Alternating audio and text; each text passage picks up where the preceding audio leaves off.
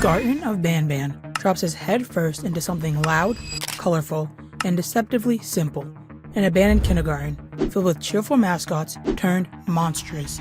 A kindergarten full of lies and secrets. In this video, we delve through the full Garten of Banban story from the very first chapter to the brand new release, as well as hidden secrets you may have missed along the way. What if the place you trusted most with your child was never safe at all? What if behind the smiling mascots and bright walls there was something darker, waiting, something that would never let them come home? A kindergarten. On the surface, Bamban's kindergarten looked like the perfect place for children. Bright walls, colorful mascots, smiling posters promising safety and friendship.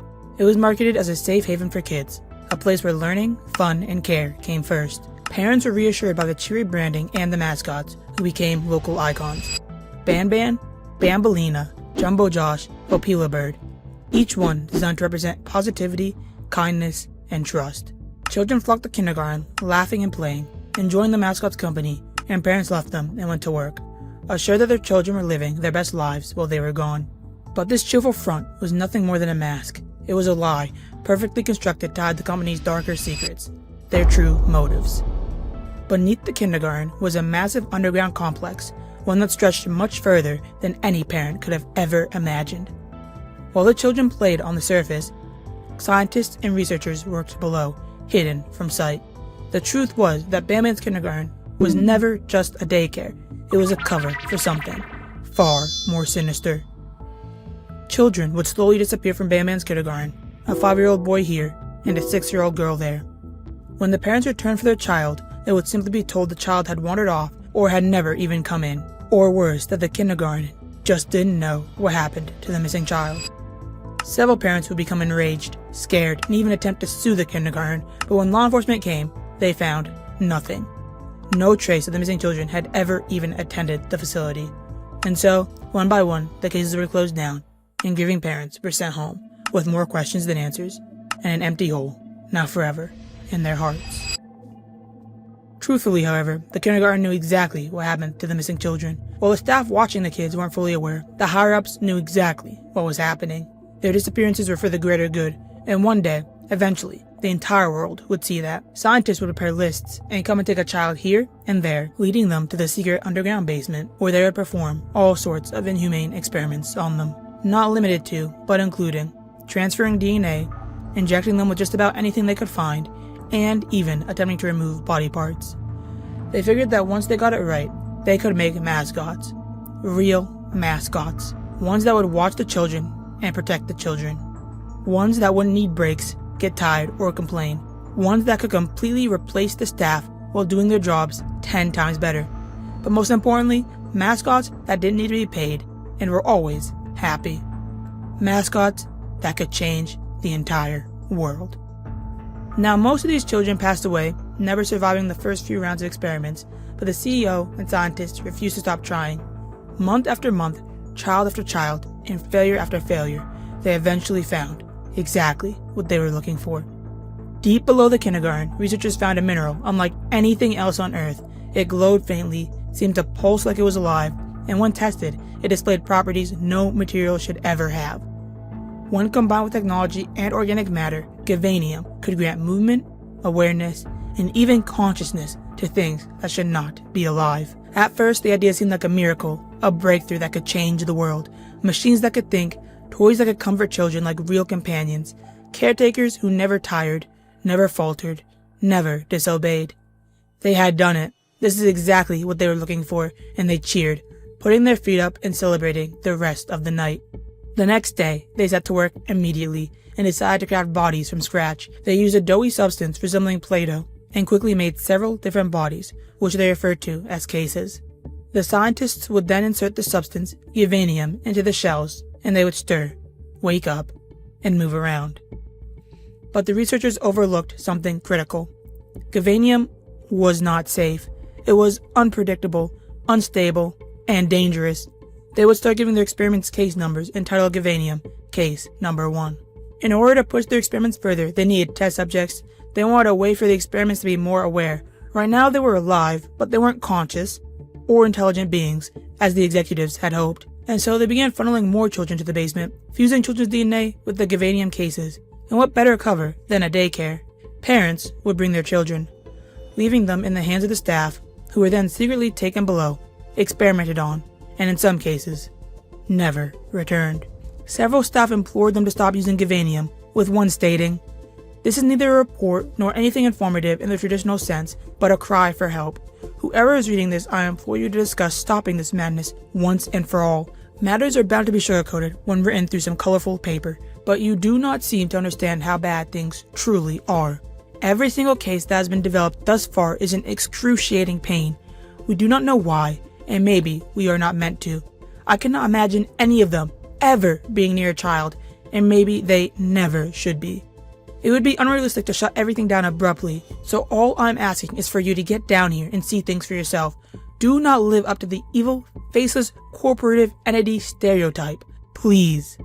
This note tells us that the higher-ups and CEOs had never even been down in the kindergarten and were giving commands from above. They had never even seen how bad it was getting, and by the time they even considered listening, it was far too late. Following the link in game on the note, it takes you to a page stating, "They're not alive. They can't be alive. They're not alive. They can't be alive. They're not alive. They can't be alive." This was the true purpose of Banban's Kindergarten, a factory of horrors disguised as a school, where science twisted innocence into monstrosity. However, everything changed on the fateful Bring a Friend Day, a day meant to show off the mascots and show the world what Banban's Kindergarten was capable of. But the mascots went rogue, attacking staff and students seemingly out of the blue, and then suddenly, everyone disappeared. Banban's Kindergarten was never just a school. It was a cover, a factory of horrors where children were twisted into mascots and innocence was consumed in the name of progress. That's the truth behind the question every parent was left asking. What really happened to their child? A parent, a missing child, the kind of nightmare you hope you'll never face. Where is your child? Why did they just vanish without a trace? A haunting question hides in the back of your mind. What if the walls of a kindergarten could remember every child that entered and refused to let them leave? You, the player, unnamed and desperate, step into the kindergarten, a place once filled with color and laughter and life. But now, silence. Empty halls. Something is wrong. You call out your child's name. Nothing. A pit forms in your stomach. They couldn't have just vanished. No, they're here. Somewhere. And you're going to bring them home. Part of you blames yourself. You should have seen the signs, right? But you push those thoughts aside. There's no time. You have to keep moving. The facility doesn't look the way you remember. It's changed. Twisted. Yet still, you press on. You find keycards to open doors. A small drone. Once a company tool. Now your only way to hit switches and move forward. Then, you notice something strange. A note left by a boy. He says he's going to fight the monster so a girl named Claire will like him. A monster? Surely not. Just a child's imagination. It has to be. You use the drone to press a button. The door creaks open. And there it is. The monster. Exactly as the drawing described. It stares. Silent. Watching. Then slowly it slips away into the shadows. Did you imagine it? As you continue, your discoveries grow darker. A naughty corner, sealed in glass. On the wall, "I have been bad. Please punish me." Your stomach turns. When you find your child, you promise yourself, they are never coming back here. In another room, you find the flamingo mascot, known by the children as Opila bird. Still, motionless, waiting. To progress, you're forced to collect 8 eggs scattered around the room as a short puzzle. One by one, you feed them to the bird. It rewards you with a keycard. A strange exchange, but you continue. That card leads to a hammer. The hammer breaks through boarded doors, opening paths the facility clearly wanted sealed and forgotten. Then you come across a note. It speaks of the pit, and how the children scream inside of it, and how they want to play with the hole. Bird. Soon after, you're forced to recall the colors of the mascots, a simple puzzle, until it isn't. The moment you solve it, Opila bird comes to life. The chase begins. She stalks you, creeping forward, until you narrowly escape across a thin walkway. She lunges, misses, and then falls into the pit below. Dead, you hope. Throughout the kindergarten, you find several reports revolving around case number 10, also known as Opila bird, or the bird for short. This bird was created to protect children and care for the children, like many of the other mascots around the kindergarten. However, during testing, things went wrong. Very wrong. You see, Opila bird had been exposed to and witnessed several of the other cases being abused and experimented on, hearing their screams day in and day out. These cases included 10A, B, C, D, E, and F. This resulted in the bird becoming extremely hostile and aggressive towards any and all humans, including animals that didn't show any childlike qualities. For this reason, it was recommended for staff to stay away, as no conditioning they performed was likely helping the aggression. This resulted in her case being abandoned further down the line, being declared not ready for presentation. At the end of the hall, you find a clue to where all of this began. A boarding pass. Montreal, it reads.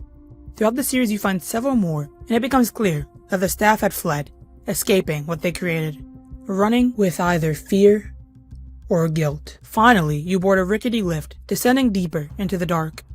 The air grows heavy. The descent feels endless. Then it stops. Appearing to have broken, you curse under your breath. A sound echoes, a low, rumbling groan. And then you see him, the towering green figure, Jumbo Josh. He grips the lift, his massive hands shaking it violently until the structure gives way under him, and in an instant, you're falling. You're now coming to a realization. The walls of Bamban's kindergarten do remember every laugh, every scream, every child. Some are never let go, and some are turned into the monsters that now roam its halls. And Opila bird is just the first reminder of what happens when the kindergarten refuses to forget. So, what really lies beneath Bamban's kindergarten? You awaken in the dark after the fall. Somehow, you've survived. But Jumbo Josh isn't so lucky, or so it seems. His body lies motionless nearby. As you push deeper into the underground facility, it becomes clear this isn't just a kindergarten.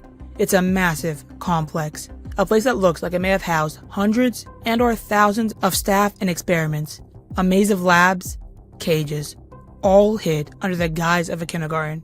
You find a note on the ground left behind by a staff member in their desperate scramble to escape the horrors, reading, "This is it. The things we have done have finally come back to bite us. Everyone is gone, and the whispers from the abyss just keep getting louder. I think I even saw a face or two looking up at me. We were told that everything that gets thrown to the abyss dies, but it appears we were tricked. If you're reading this, take my advice and leave. Everything here should be forgotten and erased from history." A shiver racks your frame as you struggle to piece together what this note could possibly mean. Everyone dies? Everyone is gone? Where did everyone go? You continue through dark corridors and moving lifts. The spider is real, sprawled on one of the walls.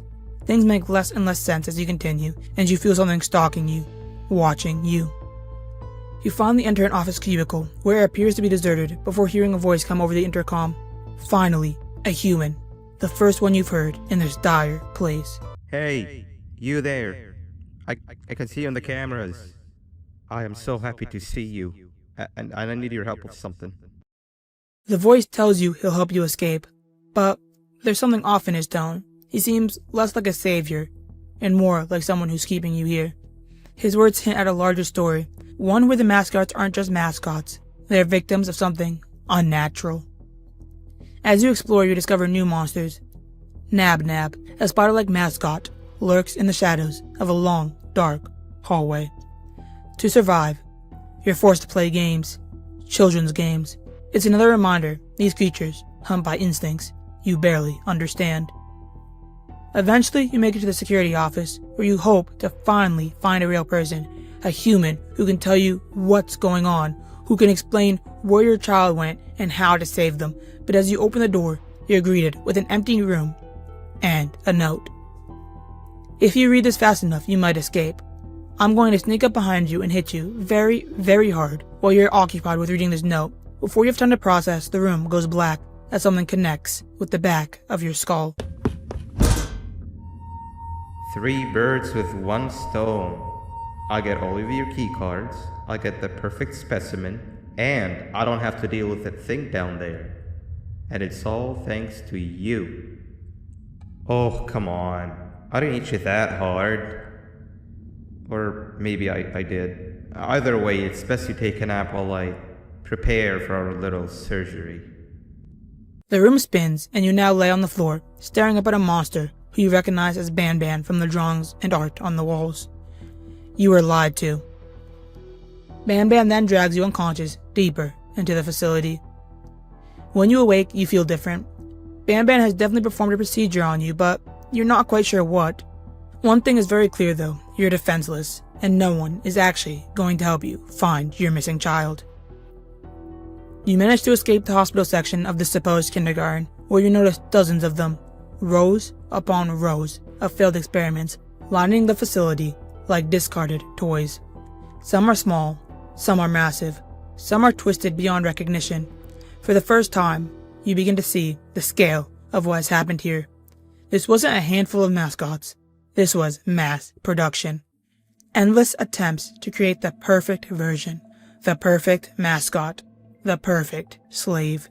When you finally make it out, you're greeted and forced to run away from Opila bird yet again, only surviving because of a new mascot, Bambelina, who appears and hides you in her classroom. Quick, in here! Bambelina, obsessed with order, discipline, and teaching. To her, the classroom is everything, and you're her newest student.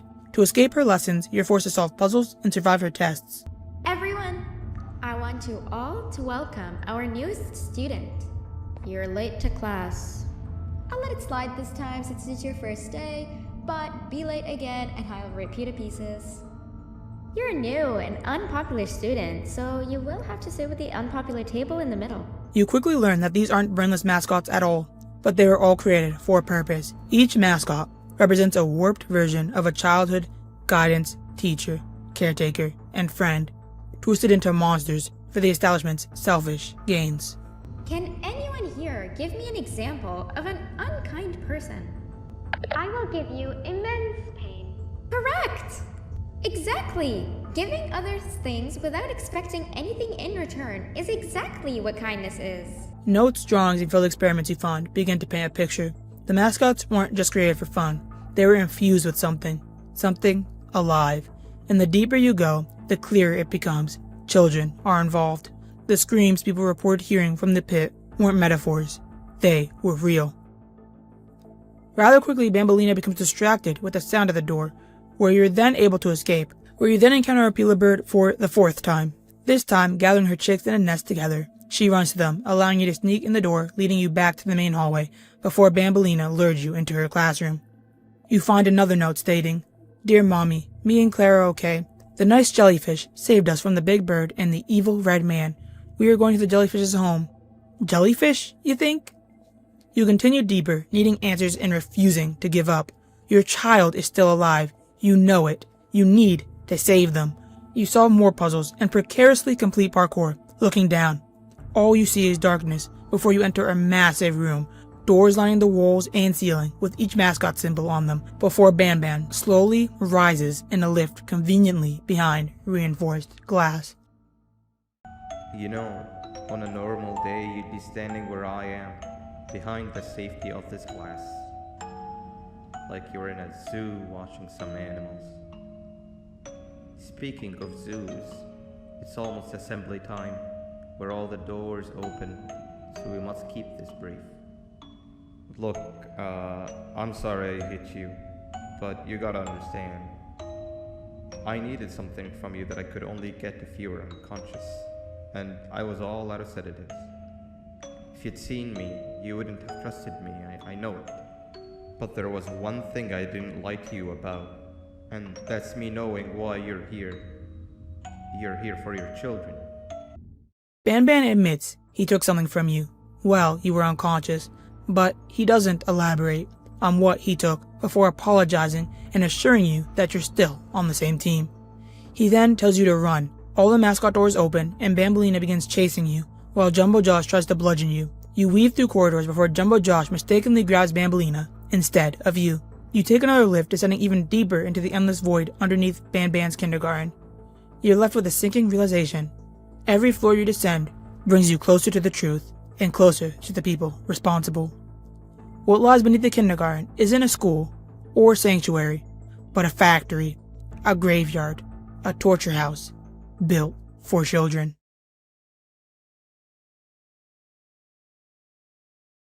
You wake up again, another level deeper. By now, you realized the kindergarten was just the surface. What lies beneath is a massive, hidden network of labs, cages, and tunnels that stretch far below the earth. What if the real monsters of this place was never really the mascots at all? Not just another silent mascot hunting you in the dark, but a voice. Stinger Flynn, the orange jellyfish. The one that you know has taken at least 2 of the children. Unlike the others, Flynn speaks. He doesn't chase you. He doesn't try to kill you. Instead, he talks. He tells you his truth, that the mascots aren't monsters. They're victims. That they were meant to be caretakers, protectors, guides for the children, but the people running this place turned them into something else. Flynn's words are strange, almost hypnotic. He says he's freeing everyone from pain, that the world he sees in his dreams is better, and for a moment you wonder if he believes he's saving you too. You've had a rough day, I can tell. You diligently wait for the moment you leave this wretched place with your child in hand. I can also tell. Not to undermine your efforts, but I fear that moment may never come. I cannot let it happen, and I will gladly show you why, but after I do, you take my advice. Leave this place while you still can. Erase it from your memory. Move on and forget any of this ever happened. And I promise you, tomorrow will be a better day. Through dreamlike sequences, Flynn shows you fragments of the past, experiments, tests, people in white coats pushing boundaries they should have never touched. You start to realize these mascots weren't just built, they were infused, blended with human consciousness, organic matter, and something far, far darker. It casts a new shadow on everything you've seen so far. The pit, the screams, the children's drawings. Maybe the mascots are carrying more than personalities. Maybe they're carrying pieces of people. Stinger Flynn tells you that he won't let you take the children until he's done with them, before also admitting that he has the adults as well, before dumping you back out of the dream and into a random room in the facility. His words echo in your mind. Leave. Run away. Forget you saw any of this. I'm giving you a chance to walk away. I'm giving you a chance to walk away. How? How could you ever do that? How is that even a fair thing to ask? Take it. That way you won't lose both your life and the chance to see your child.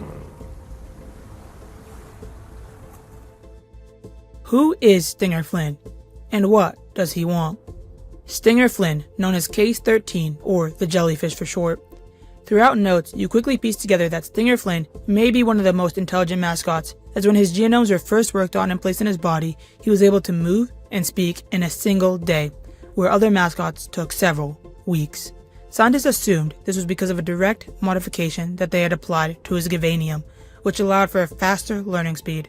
It was also noted that the jellyfish was among the least aggressive, and due to this, the scientists allowed him to meet his human donor. While most mascots who met their human donors responded by having complete breakdowns, Stinger Flynn barely reacted at all. He told the donor and scientist he knew exactly what he was, that he wasn't a human, a product of their invention.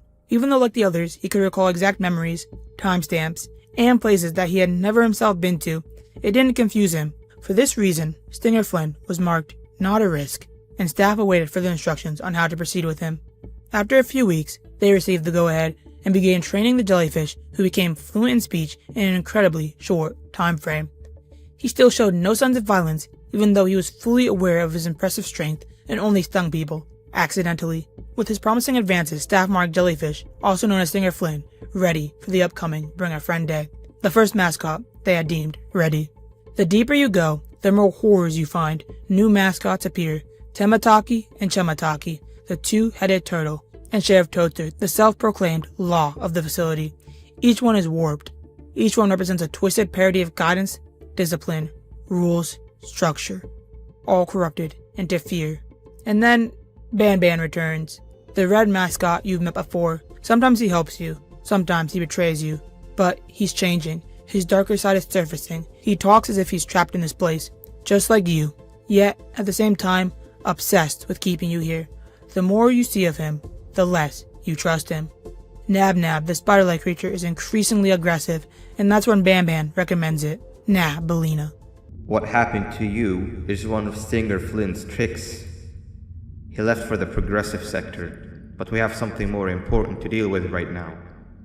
See Nabnab's room? It's open now, which means he's inside. He's on the hunt, and it's too dangerous to do anything in this state. We have to deal with him. Luckily, I have a solution, but you won't like it.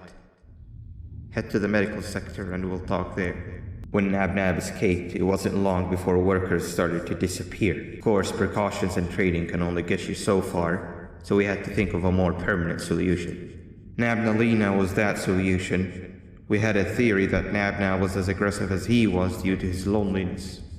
We never got to prove this theory right, as the collapse happened during the surgery. That's where you come in. You'll be carrying out the final steps of said surgery. You find out that just like the other mascots, Case 8, also known as Nabnab, started out sort of the same, only he was extremely aggressive. Nabnab managed to escape from his cell, and his death count quickly reached the double digits, frightening and causing staff and scientists to reach out to upper management. They were told to not approach him and to try and use something to lure him into a room where they could then safely contain him. Welcome to the Employee Survival Guide. Case 8. The spider. Keeping your limbs intact is our top priority. This is only achievable if you know what to do in the scenario of Case 8, breaching containment. Knowledge is your weapon. Step 1. Don't be a hero. Case 8 is stronger, faster, and more aggressive than you could ever hope to be. Don't try to fight Case 8. It won't end well for you. And remember, you won't look any better for your office crush as a mangled mess. If you suspect that Case 8 is stalking you, locate the nearest surface that you can hide under. Case 8 is highly agile and can attack from any angle, including above you. If hiding is not an option, cause as much noise as possible. Step 3. Contact the emergency services. At the first sign of Case 8's presence, contact the reclamation team. They will be immediately dispatched to your location. Step 4. Understand your liabilities. The safety of Case 8 is important to us. If you use lethal force against Case 8, in self-defense or otherwise, you will be obligated to compensate us as per your contract. The reclamation team is trained to handle breaches. Let them deal with it. You are encouraged to work in groups that are no smaller than 2. Employees discovered to have given up their co-workers' lives to save theirs will be harshly punished. Selfishness is the #1 enemy of a healthy work environment. And with that, we conclude this safety guide. Scientists acquitted his aggression to loneliness and decided to create a new mascot by the name of Bambelina to be Nabnab's friend, hoping this would cause him to settle down and be ready to be presented at the upcoming Bring a Friend Day. However, they got interrupted and were never able to fully achieve this, creating a new mascot designed to assist in capture before finally tossing and leaving Nabnab in the pit. So now you collect the Gavanium, and after stabbing the lifeless mascot several times, she stirs, where her and Nabnab meet up, his aggression fading as he's found a friend, and they both run away together, letting you breathe out a sigh of relief. You realize this place was built as a prison, a testing ground. The mascots are experiments, living reminders of the children and the workers who once filled these halls. With Nabnab out of the way, you manage to capture one of Opila Bird's chicks, using it to lure them out, where you then jump and ride on its back. Convenient, you think to yourself, before being stopped. Stinger Flynn is back, and Stinger Flynn is not happy. Okay. Bird riding is a new one, I'll give you that. What drives you forward so vigorously? I refuse to accept that it's your protective parental instincts. Oh, I know. Someone has given you false hope. Promised you what you want when all along they had one thing on their mind. Pancreases. At first I was confused by how everything was going perfectly in your favor, despite you never being here before. And then it hit me. Someone has to have been guiding you. And as with most things, I was right. You did have help. Your friend here has helped me tremendously. Thanks to him, I bore witness to very vital information. What information, you ask? Well, when my turn comes, I will simply prevent myself from turning into what he turned into. Banban then turns into a monster version of himself, a demon version, before chasing you, the player, through several halls, where you manage to escape, keeping the Opila bird chick, and taking another lift even deeper into the endless labyrinth. The deeper you go, the clearer it becomes. The mascots were never the monsters, they are the victims. The real monsters were the people who made them.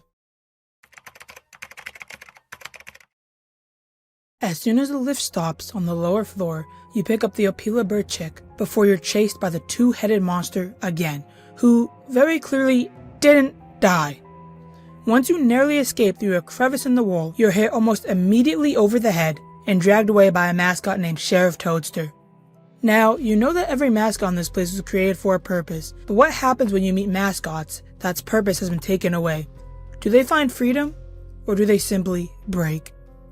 Sheriff Toadster's origins. He was created when the genomes and DNA of a frog and Gavanium were mixed. The scientists and staff showed him dozens of old-timey movies from the Wild West, cowboy shootdowns, and sheriffs apprehending criminals, which gives him his unique personality. Listen up, criminal. That whole act of you being unconscious won't work on me. You're a prisoner now. You'll do what you're told without any questions. Understood? Through notes, the scientists admit they may have gone a bit overboard, as the sheriff has become an extreme vigilante and has now taken it upon himself to enforce the law and to protect the other mascots at all costs. The sheriff is aware of all the pain and suffering humans have caused, so does not take kindly to human presence. Through several notes you find out the sheriff was thrown into the pit due to extreme violence towards people that often resulted in fatalities, and only responded to orders from other mascots. Due to his aggressiveness, scientists were told to permanently halt experimentation on Sheriff Toadster and lock him away, throwing away the key for everyone's safety. Sheriff Toadster arrests you, the player, and questions you intensely about why you're here, who you've seen, ensuring you're not a threat. He demands justice. But what is justice to a mascot? He then brings you to the kingdom. Yes, the kingdom, which has a castle, which sits 4 floors under the kindergarten. But this time, when you open your eyes, you don't see classrooms, cages, or labs. You see a throne. And sitting upon it, the queen, the sheriff had mentioned, Queen Bouncilia. For the first time, this place feels alive. Regal purple banners, a kangaroo queen ruling over her twisted kingdom. She doesn't attack you. She doesn't chase you. Instead, she studies you, watches you, and then she speaks. And how would you rate the fruitfulness of that interrogation? On a scale of 1 to 10. 0. They don't talk much, and I think they came from the surface. The surface? There's a new one. Did they say what they're doing down here? I'm afraid not. I think I know. A worried parent can spot another worried parent from a mile away. I've heard the screams and the crash from above. You're here in search of your child. I fear you won't find them. Most humans have ceased to come down to this floor for quite some time now. We can help with getting you back up to the upper floors, but allow us to introduce ourselves first. Your child is missing. You've come this far, and Queen Bouncilia understands. She offers you help. She grants you citizenship into her court, a rare ally in a place where everything has tried to kill you. But help never comes for free. She asks for one thing in return: repair the elevator. Once this is done, she tells you to return to the surface and not come back, as you won't find what you're looking for down here. Around the building you find notes explaining Queen Bouncilia's origins, also known as Case 14. She was given the genomes from a kangaroo. She was almost a motherly figure and wasn't aggressive, so she was deemed not a threat by management. However, the creatures in her pouch were deemed extremely dangerous and unstable. So for that reason, Queen Bouncilia was forced deeper into the pit for safekeeping, where it was then decided that she would remain down there, permanently. The Scepter she had was said to have magical properties and was taken by scientists for experimentation before it was later returned. Scientists theorized that the Queen and Gavanium was so strong it was potentially creating its own mascots in her pouch, hence the naughty ones.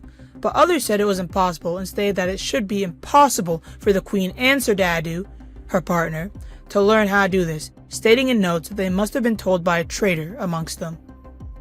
The elevator. Your only path deeper, and your only path forward. To fix it, you must scavenge. 3 parts scattered across this broken kingdom. And so, you descend once more into puzzles, traps, and nightmares. Every sector you explore pushes you further into the truth. This wasn't just a daycare, it was a factory. Endless mascots, endless failures, experiments stretched far beyond reason. Along the way you begin to understand the Queen. The pouch in her stomach isn't empty, it holds the naughty ones, tiny creatures sealed away inside her children, and Sir Dadu's, her partner. A massive night-looking creature who now roams the pit. The only thing keeping them contained is her composure, her throne, her control. You get by too well for someone who doesn't utter a word. You know that? Maybe I should talk less and see where that gets me. Much of what the Queen has said really downplayed our situation. We're in trouble. A lot of trouble, partner. The Queen's jester has gone rogue. No matter what happens, he must not make the Queen laugh. Otherwise, what's in her pouch escapes, and we all die. The sheriff also explains his loyalty to the Queen and talks about how when the humans were done experimenting on the mascots, they'd simply toss them into the pit and forget about them like garbage. He tells you how, when he was at his lowest, the Queen found him and took him under her wing, and how he is now indebted to her fully. You collect the first train piece, and this is when you meet Giggle for the first time. Giggle himself chases you down a hallway before Sheriff Toadster slices him with his ninja star.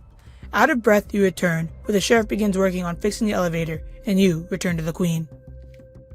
The Queen tells you that while you were looking for the train piece, Banban has arrived, in rough shape, in the infirmary, and you talk with him, where he explains that he was forced to attack you earlier, and he wasn't himself.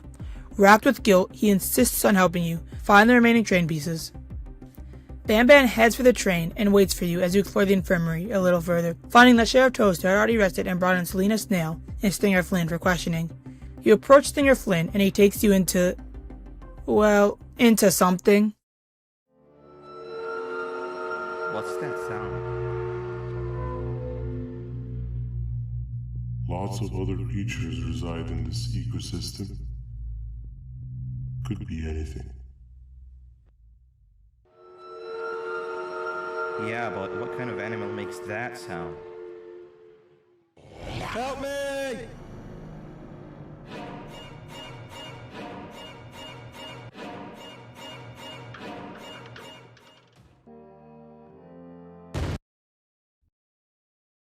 Yeah, I don't know if they threw Tutor Charles in here because he was trending or because it would be funny, or if it's actually relevant to the story at all. Needless to say, you learn that the 2 only emotions Stinger Flynn feels are hatred towards the humans who did this to them, and a sorrow that he may never get better and they may be stuck like this forever in a pit. You make your way back to Bamban, where he decides to tell you who he is, or at least, who he thinks he is. I feel now is a good time to introduce ourselves, which we haven't done up to this point, if you can believe it. I'm Uthman. I worked here before everything came crashing down, literally and figuratively. I can't imagine the stuff you've witnessed down here. My co-workers and I should have spoken up sooner. Perhaps all of this should have been prevented then. But then again, my co-workers weren't really friends in those last couple of months anyway, so would have needed some good planning. You ever had those friends that suddenly turn on you for no reason? To say mine turned on me would be an understatement. They suddenly stopped talking to me. They looked at me like I was some sort of monster. Sometimes I lose my temper, sure, but it seemed excessive. I was and still am confused, to say the least. Banban, also known as Case Number 6, was one of the most intelligent mascots ever created. At first, scientists tried giving him a human circulatory system, but the attempt failed. Their second approach was far more dangerous. They replaced it with a Gavanium circulatory system. This time, it worked. Banban came to life, but at a terrible cost. His donor was Dr. Uthman Adam, and along with his DNA came something unexpected. Memories. Bamban remembered Uman's life, his past, and most importantly, his best friend, Miss Mason. These memories consumed him, and soon Bamban became convinced that he was Dr. Uman Adam, trapped in a mascot's body. But Bamban was not stable. Like the others, he lived in constant agony, claiming a pain spread through his body that no scientist could ever trace. He became hostile, refusing to accept that he was an Uman, and becoming enraged when anyone called him otherwise. They even placed mirrors before him, hoping he'd recognize his true form, but he never responded to them. As a last desperate measure, the scientists brought in the real Dr. Uman Adam. They hoped Bamban would see the truth. Instead, their meeting triggered a violent attack, forcing staff to restrain Bamban and lock him away in solitary confinement, deep underground. After this, Bamban grew quiet, broken and depressed. He begged endlessly to see Miss Mason, convinced she was the only one who could understand him. The truth was cruel. Miss Mason had been Adam's friend, not Bamban's. But Bamban didn't know the difference. In an attempt to call him, the scientists created Bambelina, using Miss Mason's DNA, who was a schoolteacher of the children. They hoped her presence would stabilize Bamban, but the opposite happened. He saw her as his long-lost friend, which only deepened his delusion and sent him further into instability. Their final attempt was the most disastrous. They injected Bamban with a suppressant, a brand new strain of Gavanium, believing it would neutralize his aggression. Instead, it twisted him into something far, far worse. The monstrous, demonic Bamban we see in the game, a creature tormented by memories that were never his, trapped in a body he never wanted, and forever fighting a pain he could never escape. Recovering elevator pieces, you stumble into far more terrifying sights. Hundreds of barrels of Gavanium and dozens of test tubes, and several different versions of the Jester. While all different, they all share the same hatred for humans, and yet the same desire to perform for them. Wow, you just come in here, steal what's ours, and then leave? You humans are all the same. Thieves with no shame. Your greed knows no limits, only controllable for minutes. You can have the crown, I couldn't care less about that. But can I at least have some applause for my little poem, please? You meet Giggle himself, the jester everyone has warned you about. He doesn't hate you, but he won't let you stop him. He's a jester. He was designed by humans for this purpose, and he feels worthless without one. He will complete it with or without you. He's angry and calls you a liar when you try to warn him about the naughty ones in the queen's pouch. Like a bug to a zapper! I won't lie, I thought the dinosaur would finish you off. But if trapping you will get you out of my way too, then who am I to complain? I'd tell you a very fitting joke, but you humans just never seem to get them. The closest people to me denied me what I was made to do. People who were genetically programmed to laugh at my every joke! They cited some end-of-the-world scenario where whatever's in the queen's pouch escapes if I make her laugh. But I'm not buying it! I was distraught, and I became dead set on making the ultimate jokester. With each elevator piece recovered, you return to your throne. At last, the machine can be repaired. Escape feels closer than ever, but then it happens. Giggle, the jester, a cruel intruder in the queen's court. He delivers the worst joke imaginable.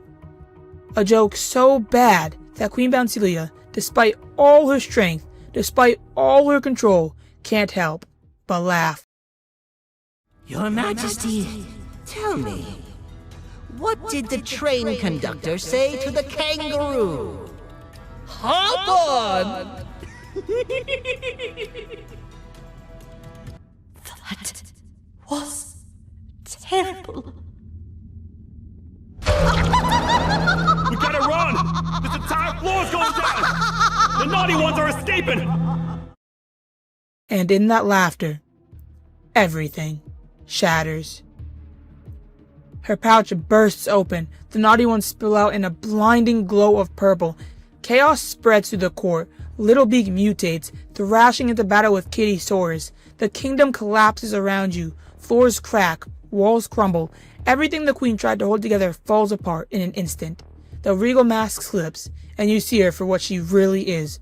Not a ruler, not a savior, but another casualty of this place. Another creation meant to nurture, twisted into tragedy. The throne room caves in, and you and the sheriff run while Bitter Giggle chases behind you. The elevator shakes to life, and you descend, once again, into darkness. So what happens when purpose is stolen from you? Some, like Sheriff Toadster, cling to another master. Some, like Queen Bouncilia, build fragile kingdoms out of scraps. And some, like Bitter Giggle, burn it all down, desperate for approval and applause. None of them are free. They're only broken in different ways. In the Garten of Banban, control is an illusion, and all it takes is a single laugh to bring a kingdom falling down. Can someone built on lies and betrayal ever find redemption, or are they doomed to die the villain, the monster in your story? Chapter 6 begins with fear. The walls feel alive, the air suffocating. You aren't alone anymore. But that doesn't make things safer. Sheriff Toadster stands by your side, his single glowing lantern eye guiding the way, a fragile ally in a world that seems determined to swallow you whole. The thought of what could be happening on the floor above terrifies me. Picture hundreds of angry animals finally escaping, with only one thing capable of giving them peace. And that's to get you and your friends. They're captors. I'm not gonna sugarcoat it. We're in big trouble, partner. We can't stay here long. Unless you want to be swallowed whole with sharp teeth making you easier to digest. Something new lurks in the darkness. They're called the Naughty Ones. Small, twisted creatures, scuttling on all fours, with sharp movements and sharper teeth. They are fast, they are patient, and they're waiting in every shadow. One wrong step into the dark, and they're on you, craving revenge for what the humans have done to them. Your only hope is to find the Queen's Scepter, which was taken and put into safekeeping, supposedly being protected.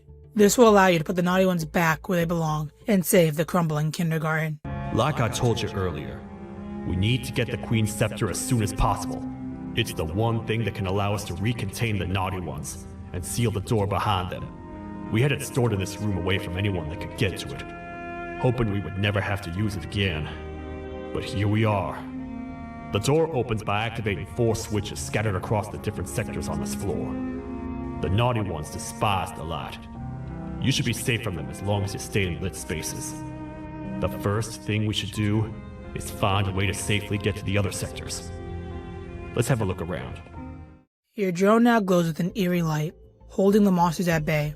But that light is fragile, and the deeper you go, the more you realize it won't last forever.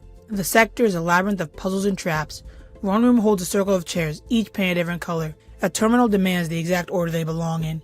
As you struggle to remember, the sound of claws scratching stone echoes behind you. In another chamber, the lamps begin to die. The Naughty Ones creep closer, their shapes barely visible in the dim glow. You sprint from switch to switch, desperately powering the lights, knowing that if even one goes out for too long, they'll take you.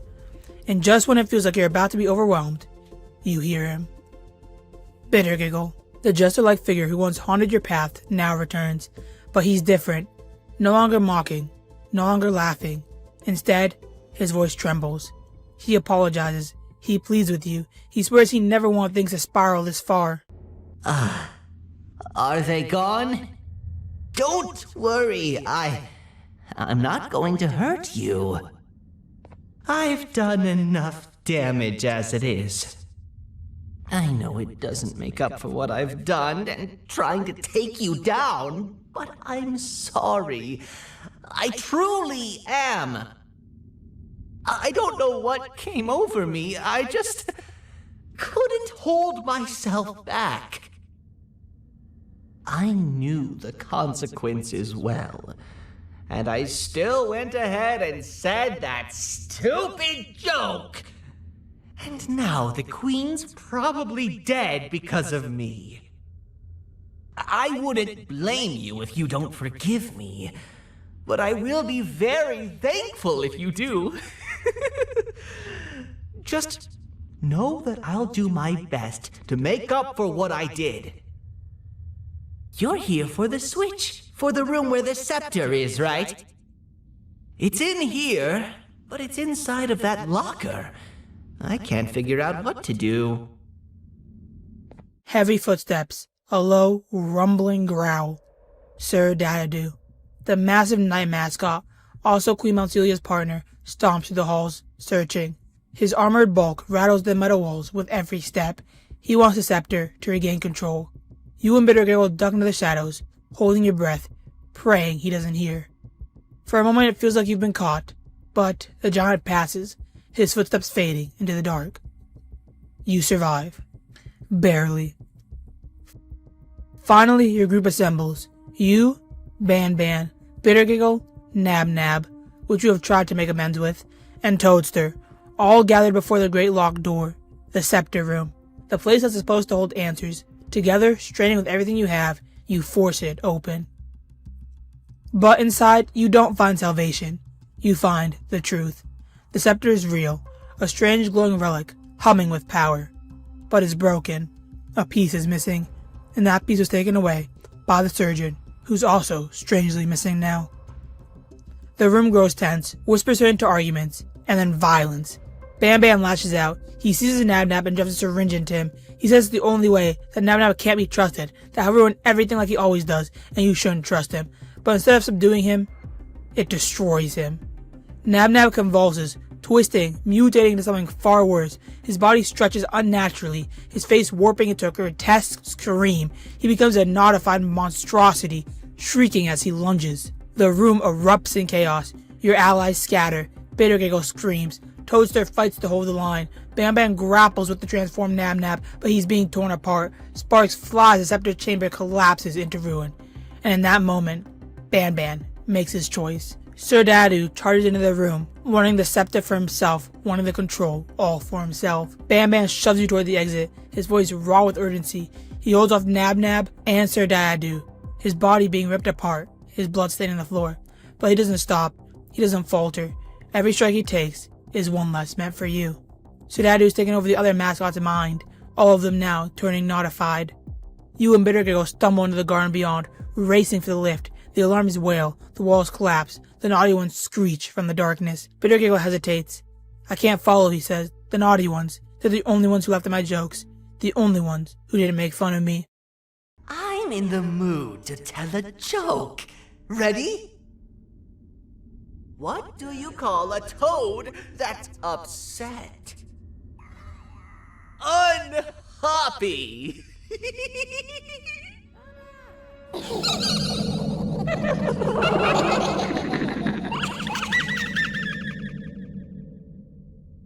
Did you hear that? They laughed. Last time I told a joke, all I heard was yelling. You and Bamban try to reason with him, but the jester, convinced he's finally found his family, jumps backward and plummets deeper into the pit, becoming one with the naughty ones as their jester. Your shock is short-lived as Sir Dadadoo and the naughty ones are still on your and Bamban's tail. You both sprint for the lift. Bamban follows, although he doesn't climb aboard. He stays. He blocks the way, holding the horrors back with the last of his strength. You scream for him. You beg. But he only smiles. I'll hold him off. The doors seal and the lift descends. Bamban, your reluctant guide, your enemy, you're not really sure anymore, disappears into the darkness above. The final sight burns in your mind. Bamban, broken, bleeding, but smiling. For the first time, his sacrifice wasn't a trick, or a scheme, or a betrayal. It was real.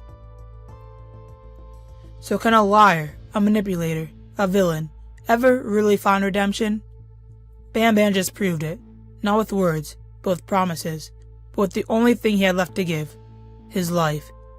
And as you descend alone, his broken smile burned into your mind, you realize, sometimes redemption doesn't save you, it only saves the ones you leave behind. What if the deeper you go, the less you recognize yourself? What if the real experiment isn't the mascots at all, but you? The lift shudders to a stop, its groan echoing through another sector, buried far beneath the kindergarten. But this place doesn't feel like the others. It isn't a daycare, it isn't a playroom, it isn't even a lab. It feels like a grave. The walls stretch endlessly metallic, sterile, but there's something hollow in the air, Every step feels wrong, like you're trespassing in a place you were never meant to see. And then it becomes clear. This is the domain of the surgeon.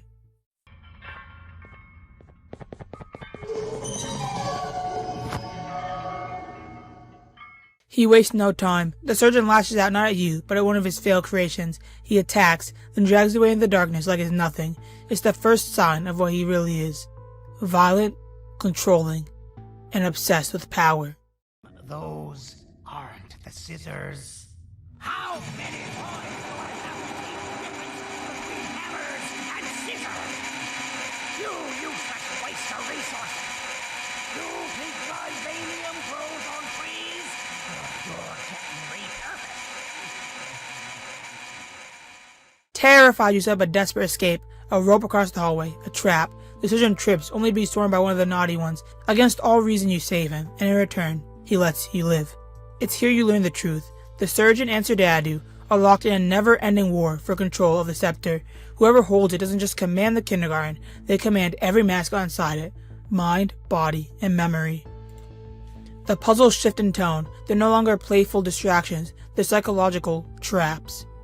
Doors demand sacrifices, codes are written in blood, rooms twist when you turn your back. The facility itself feels alive, bending to the surgeon's will. And then you see them. The surgeon's failures. Mascots that were never finished, never meant to exist. Twisted, hollow-eyed, their screams more warning than a threat. You survive them, living reminders of experiments gone horribly wrong. But the surgeon isn't your only enemy. Sir Dadu takes control of the now notified jester, twisting him into something new.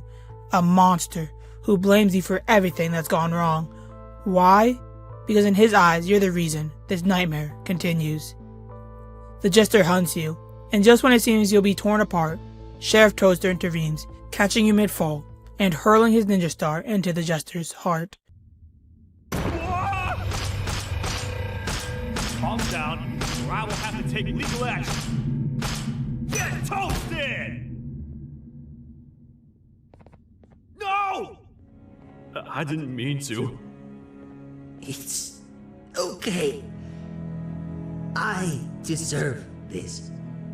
Despite everything that's going down, I can't stop thinking about this one thing.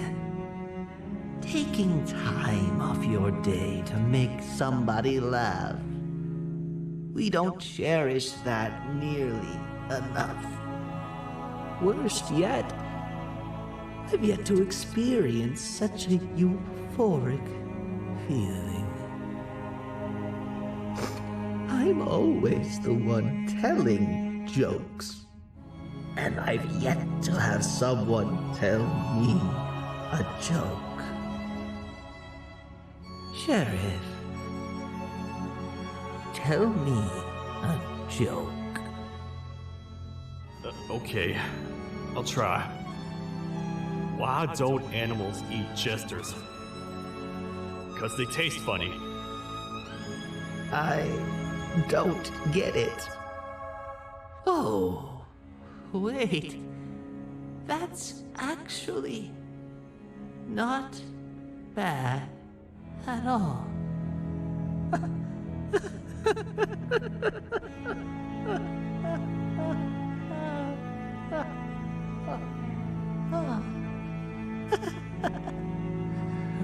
Goodbye, my friends. Just leave me alone, please.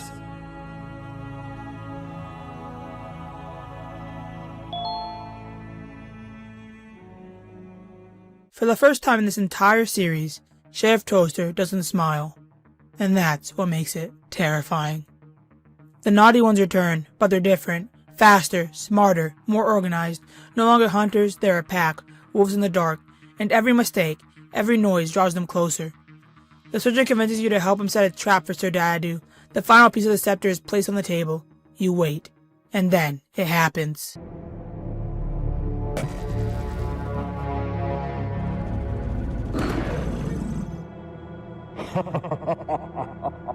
I knew it. Gavanium will be spelled. Any last words before I command my army to devour you? lad.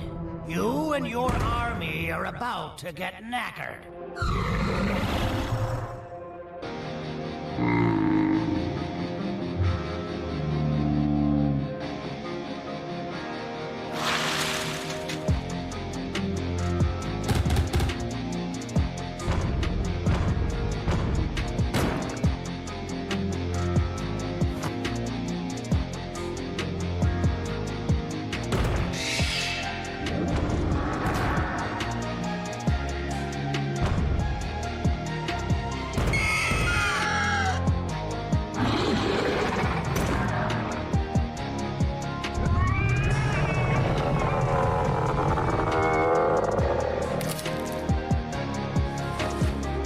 Maybe we can negotiate something.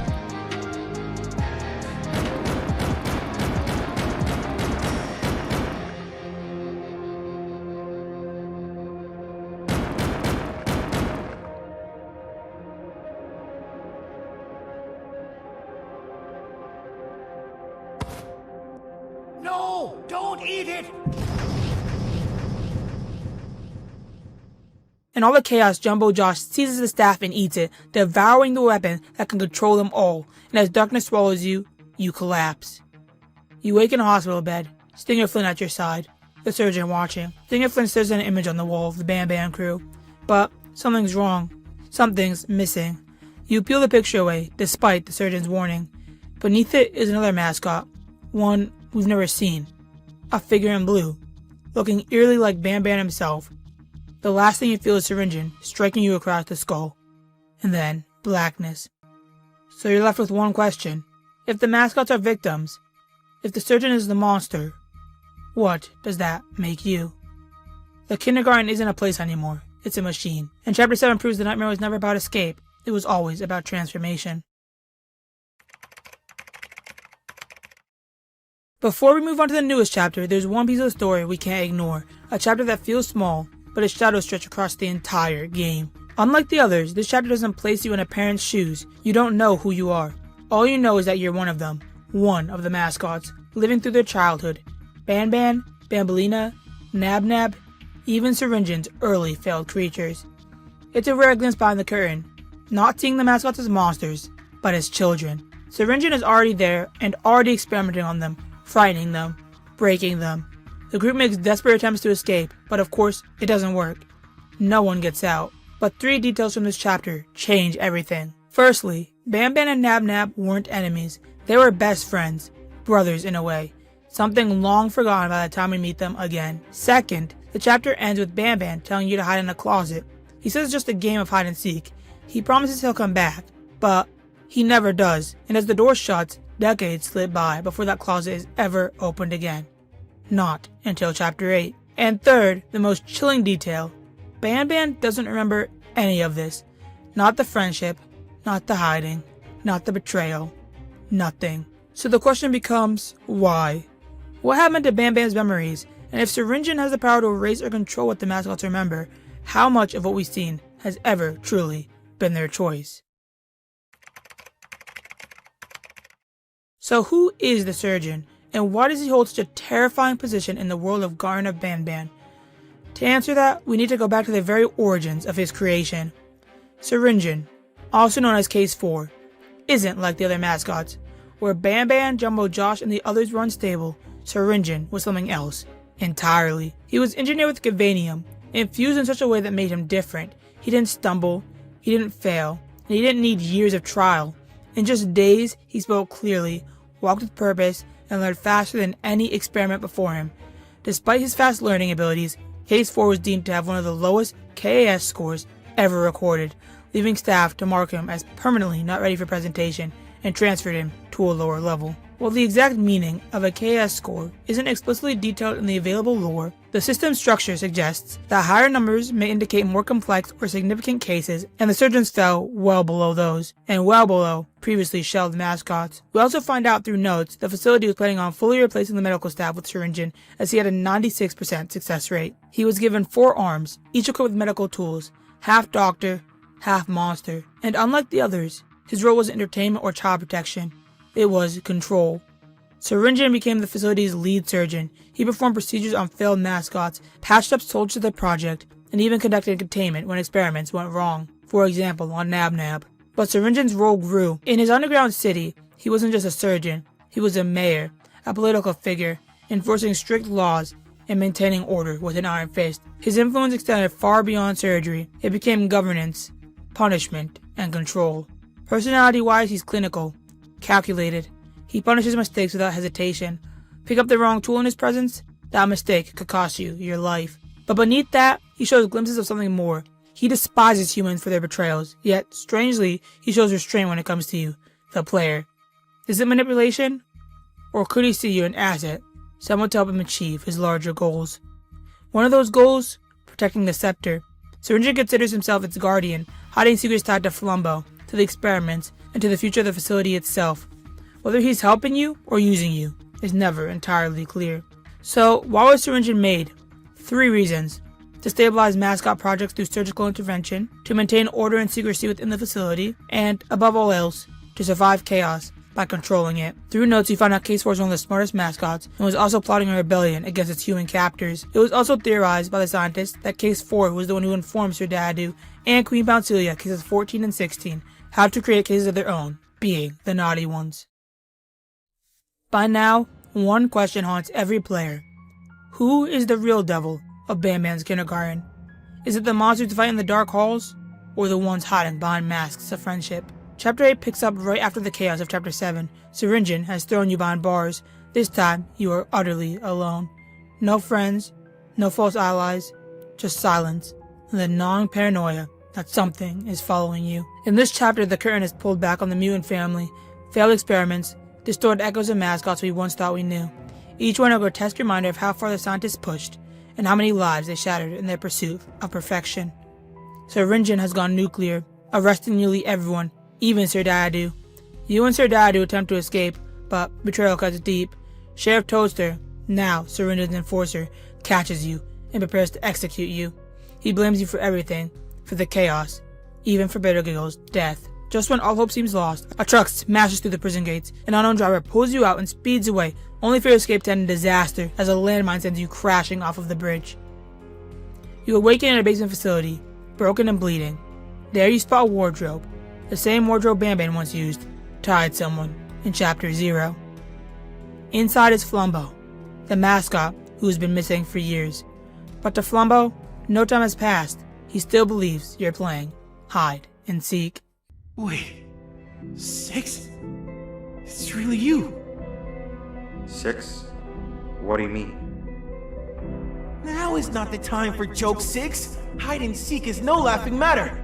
Are you gonna tell 17 about my location? You'd be cheating if you do. Wow, that closet must have really messed your head up. You showed me this hiding spot, remember? You told me to wait in here. What? No, you've gone missing and now we found you. Bamban arrives, unlocking Flambo's prison with an unsettling calm. He claims he didn't even realize Flambo was still there, that he would have come back sooner if he had. Together, you board the train. But then an announcement echoes through the speakers. Syringe brands you a dangerous fugitive. Bamban and Flambo exchange glances and decide it's safer to abandon you, for now. Alone again, you fight your way through mascots until you reach Syringe's tower. There you find Flambo, tied up. Syringe plans to repurpose him, just as he's done with so many others. Bamban shockingly sides with Syringe, telling Flambo it's for the best.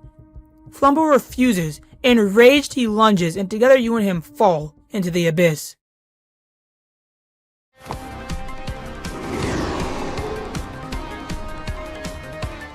You land in a broken town, home to Syringe's discarded creations. They knew the truth about Flambo, so they were cast down here to rot. Even Stinger Flynn has ended up among them. You fight a fire-breathing monster to protect the town. Grateful, the creations form a ladder of bodies to help you climb out, and the mayor gives you a tape, which you can play later. But nothing survives long in the kindergarten. The monster returns, burning them all alive. Before you can grieve, Syringe broadcasts a threat. He will kill Bambelina if you and Flambo don't surrender. Flambo panics and agrees. On your way back, you encounter one of the most horrifying creatures yet, the Mimicker. It uses every voice you've ever heard, Bamban, Bambelina, Toadster, to confuse and trap you. but in the end, you crush it between two closing doors. Finally, you reach Syringe's chamber. He stands above a massive toxic barrel of Gavanium with Bamban at his side and Bambelina hanging above the pit. I know everything now. I was going to replace you, Six, and so you locked me away where no one could find me. And how exactly are you going to save the world with this information? Syringe tells Flambo it's necessary. They need parts of him, where Bamban agrees, saying it'll be easier if Flambo just listens. But Flambo refuses, furious that his life and spotlight were stolen. Syringe drops Bambelina into the vat, killing her instantly. Flambo yells for you to play the tape that the discarded creations had gave you earlier. Syringe panics, shouting that it's all lies, but Bamban's eyes remain locked on the screen. The recording shows Syringe experimenting on Bamban, injecting him, repurposing him, twisting him into his violent, unstable form. Syringe didn't just manipulate Bamban, he had created him. You're the reason I'm like this? Why would you do that? At the time, you were just another random case to me.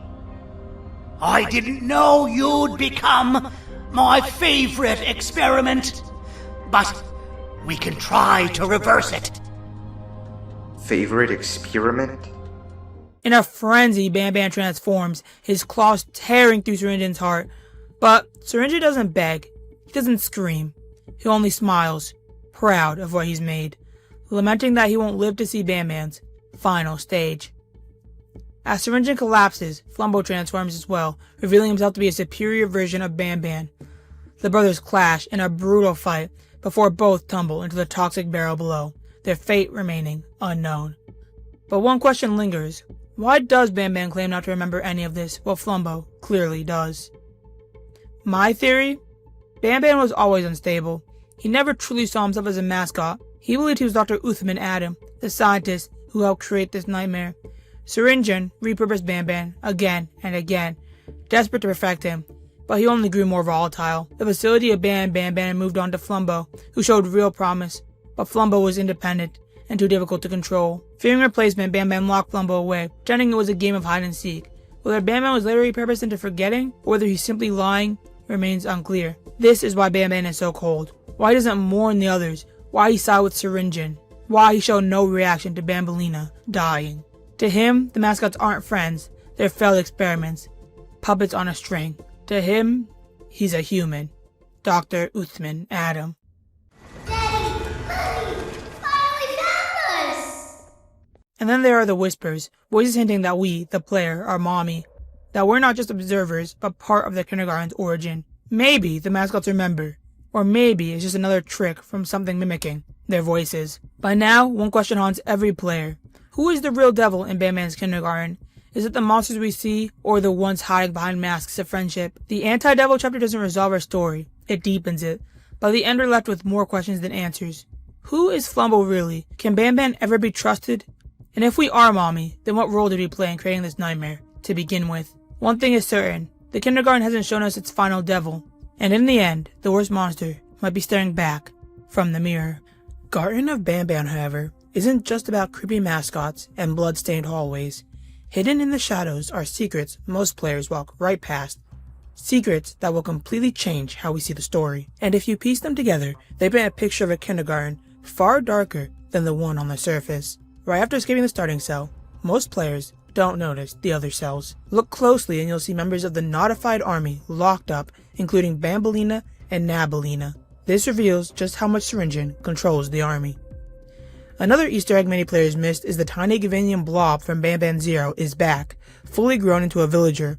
He even admits he once killed someone trying to steal his treasure, a strange recurring character with a dark history that connects across the games. If the player climbs Syringe's tower and studies the 7 hidden paintings, they show the original 6 mascots for Bring a Friend Day, and countless Gavanium citizens bowing to Syringe. This is a rare emotional moment showing Rashita's family before tragedy.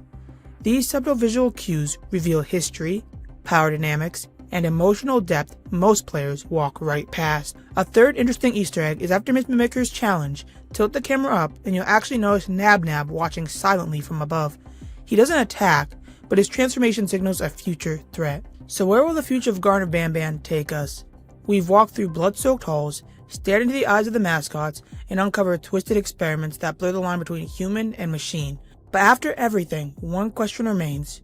Who are we really? From the very beginning, the kindergarten itself has treated us like more than just a parent. These mascots don't just see us as strangers. Some recognize us, some fear us, and that tells us something that the game hasn't yet admitted out loud. What if we weren't just looking for a child? What if we were the reason the kindergarten fell in the first place? A boss, a CEO, a partner in the very horrors we spent hours running from. Someone who had the chance to stop this, but didn't. Maybe this isn't just a rescue mission. Maybe it's a punishment. Walking through the wreckage of our own empire, facing the mascots we ordered into existence, forced to live inside the nightmare we once unleashed on countless families. And this leads us to the future, to the ending that feels inevitable, because in every experiment, there is always one final design, one final test subject.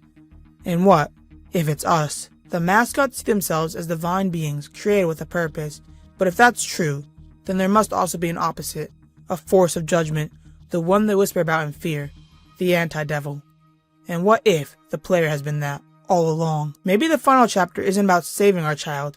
Maybe it's about finally facing what we are, the parent, the creator, the monster, the one who brought Banban Kindergarten to life, and the one destined to end it. This theory is probably my favorite, but other theories I definitely see having ground speculate that, what if the missing child we've been chasing this whole time was never really a child at all? That's the theory many fans are starting to believe, because when you look closely, the entire story of Garten of Banban has been framed around finding our son or our daughter. But what if the truth is so much darker? Maybe our child was turned into one of the mascots long ago, stripped of their humanity and memory, wandering the halls as one of the very monsters we've been running from. Or maybe the child is something worse, the very core of the kindergarten itself, a living power source made of Gavanium, fueling the mascots and holding the entire nightmare together. And then there's the most horrifying possibility of all.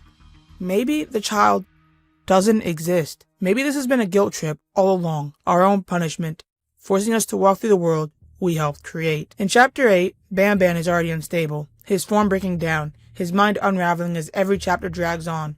Chapter 9 goes him to his final stage, transforming him into the true in-game antagonist. But Bamban doesn't want to destroy us. He wants to prove that he is Dr. Uthman Adam, even if it means erasing every trace of everyone else. Meanwhile, the kindergarten itself feels like it's collapsing, as if it were alive. Maybe it is an organism fueled by Gavanium, one we can't simply walk out of. The ending may not be about survival at all, but about shutting it down, even if it means losing everything, including ourselves. And then there's the prophecy. The mascots call themselves divine creations, but angels need their opposite, their anti-devil. Chapter 9 could finally make this clear, that we, the player, are the anti-devil that they've been waiting for, not to save their world, but to end it. Maybe we're not human anymore. Maybe we never were. Maybe we're the surgeon's final project, a design built not to nurture the kindergarten, but to destroy it. Or maybe that was Flambo's destiny all along. Before we think about Chapter 9, however, there is a more immediate question. What happened to Chapter 5? It's the only chapter that's been skipped in release order. Knowing the Euphoric brothers and their style, that's why Chapter 5 feels like the next step. On top of that, a secret I didn't mention is there's actually a hidden room in Banban Chapter 8, which most people never found. Opening this door takes you to Onipaluna's room, and when you interact with the TV, it flashes the icon from the not released Banban Chapter 5, before saying all will be uncovered. This is why I believe Chapter 5 will be the next release, and not Chapter 9. Chapter 5 may not just be another level, it could be the key to filling in the missing pieces of the story. It might take us back in time, showing us events we never witnessed, revealing secrets hidden between Chapter 4 and 6. Perhaps we'll finally see how the mascots really came to be, what the staff were doing behind the scenes, or even give us hints about the player's own connection to the kindergarten. If Chapter 5 does show these gaps, it could completely reshape how we view Chapter 6, 7, and 8. It might even hint at Banban's ultimate transformation, or what role the child or the player truly plays in the collapse of the kindergarten. In short, Chapter 5 could be the bridge, the piece of the puzzle we've all been waiting for, before the story hurtles towards the horrors that Chapter 9 promised. They've also announced a sequel named Last Stick to the Abyss, which could also be the next and last release. But regardless of what the future holds, remember, the story doesn't end here. Every mascot you've seen, every shadow you've run from, it only barely scratches the surface of something far, far worse. The naughty ones, Flambo's reveal, Banban's ascent, and the surgeon's twisted worldview, all of it points to a truth we're not ready for. The monsters aren't the one trapped inside. You are.